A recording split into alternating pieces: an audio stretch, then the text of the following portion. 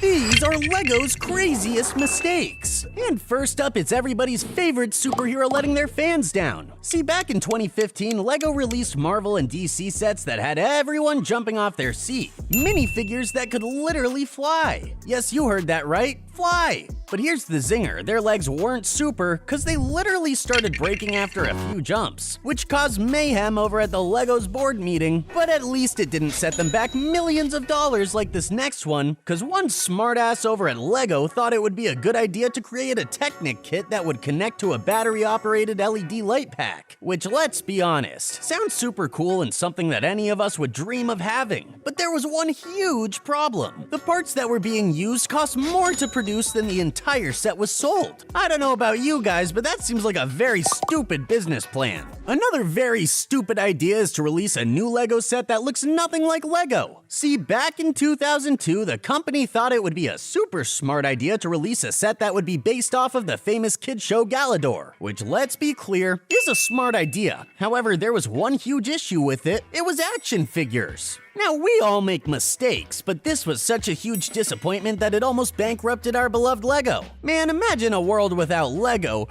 Just thinking of it makes me tear up. Someone get me a tissue ASAP. Alright, enough of the crying. You know how we always talk about other companies that do knockoffs of LEGO? Well, guess what? LEGO's been there, done that, and fallen flat on their face. See, back in 1998, the company K-Nex released a set with hollow parts to build large models quickly. And that's when LEGO swooped in and tried to steal the show's Snaps, a combination of Technic and K-Nex. But you know how you sometimes take two good things, like peanut butter and jelly, and get something phenomenal? This was not one of those times. Instead, LEGO brought out the worst of each other. It wasn't just that it was a bad combination, they looked ridiculous as well. I mean, look at this. Or this. But what's even worse is that Snaps actually had potential to be something magical. But LEGO decided to focus too much on small sets with weak models instead of the larger models, which is what Snap was even designed for. I mean, look, I know I was harsh about the looks of it before, but the Jeep actually looks cool. And if I could, I would probably purchase it right now. Alright, now for this next one is one of those that everyone actually enjoyed. See, back in 2015, LEGO teamed up with Warner Bros. To create an epic game called LEGO Dimensions. And unlike the other ideas, this wasn't actually a miss-hit, like the other ones. Cause, I mean, I couldn't have been the only one spending most of my childhood playing LEGO games, right?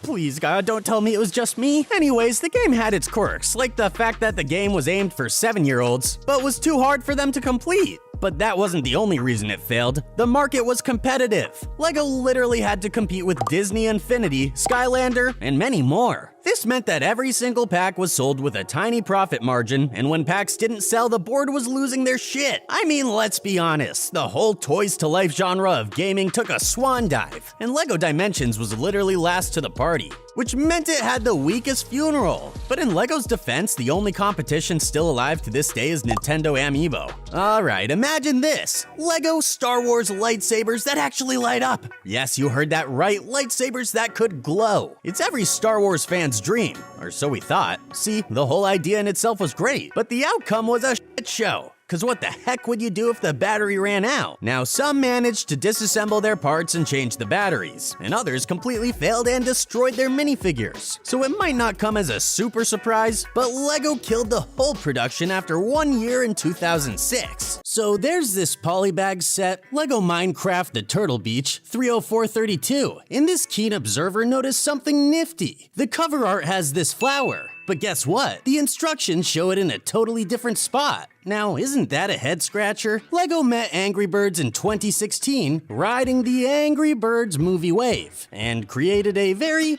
intriguing set. Odd? You bet. No traditional minifigs for birds, though. Lasted till 2017, but maybe it missed the app's peak. Better late than never, right? Shaping up Angry Birds into minifigs was a real puzzle. Bird-brained or genius? You decide. So the year is 2010. LEGO Ben 10 Alien Force swoops in, hitching a ride on the Cartoon Network train. Imagine Bionicle and Hero Factory vibes, but with a twist. There are not many pieces here. We're talking less than 25 pieces per set. A bit stingy, right? And the funniest part is, only 6 sets dropped, with LEGO pulling the plug on it the same year it landed. Imagine cracking open a brand new box of a Lego set, all excited to build, and then you find out there's a missing light gray corner slope piece. Bummer, right? Well, it gets worse. They got a bonus dark gray axle piece that wasn't even part of the set. Reviews, a mixed bag. But hey, it's the quirky factor that takes center stage. Imagine this: police vans and 4 minifigures. Ready for the kicker? It was a Shell Garage promo during the 1998 World Cup frenzy.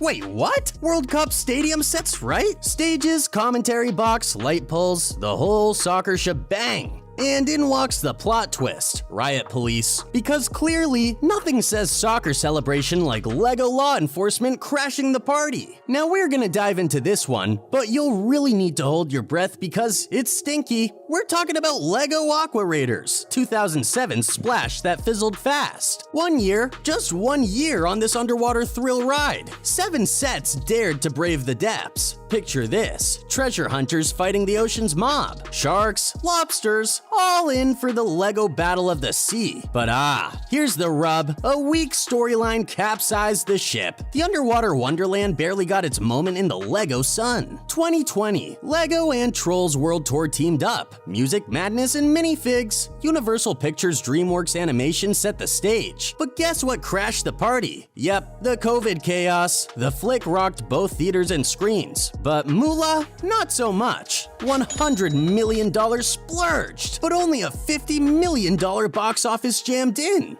Ouch! And what about Lego sets? Oh boy, the movie's meh ratings rained on their parade. Video vibes all over again. Discounts everywhere. A melody even Lego Magic couldn't jazz up. Sour notes, anyone? Yup, it's a Lego rock and roll letdown. The Sith Infiltrator truly was a blip in Star Wars history. 1999 brought us the Sith Infiltrator 7151, but fans shrugged. A mere 243 pieces, oddly blue for a gray starship. Fast forward, newer versions eclipse this simplicity. Darth Maul and dull droid probes, that's all she wrote. Limited interaction, housing Sith, and not much more. Now that's enough modernism, let's have a look at how Lego did with medieval sets. Yeah, not so good. Santa's from the castle theme was supposed to fit the Lego compatibility mantra, but oh boy, it's an action figure in a Legoland. Huge and clunky. Playtime gets squashed. And that shield? A paper-thin letdown. Taking on Lord Vladek? This is very questionable.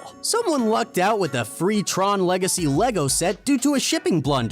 In the UK, there used to be scammers sending surprise items and demanding big bucks. But now, thanks to a nifty law, if you get unsolicited stuff, it's yours without the pressure to pay up. Sweet deal, right? Behold, Technics C-3PO, the quirky Star Wars variant. Dark parts made C-3PO an eerie droid, wobbly and limb-lacking. It's a not-so-golden C-3PO saga, a gimmick button for Doom? Didn't quite stick the landing. Low play, wonky features, and a weird look. This C-3PO found the dark side of reviews. While sifting through old Lego instructions, this person stumbled upon a gem. A print error on the front cover of set 31048, where the tiny set image had a glitch? And guess what? Upon zooming in, they discovered an even smaller print error within that first one. Speaking of errors, I don't know what you guys think, but for some reason YouTube decided to do me the great honors of recommending this video to you. I couldn't be more proud. But here's the downside. I don't think you've seen this video, which actually really makes me sad. So I don't know if you could, but would you please help me get whole again by clicking this video right here? You're still here?